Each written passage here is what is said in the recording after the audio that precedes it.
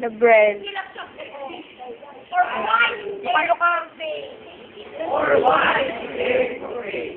Ang ina to daron to.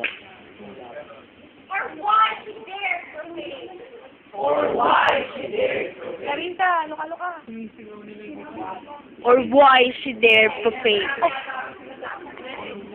Ang balusin mo nga, lalo. Or why she dare to fail.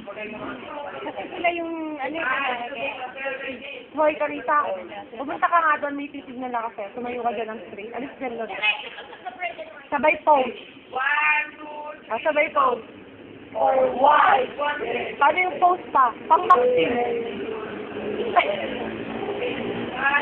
Isa pang posing dyan. Actually, nakulang ko yun. Panoorin mo na lang sa YouTube yung sarili mo. Ay, no? Gago, akala mo ba nagbibiro ako?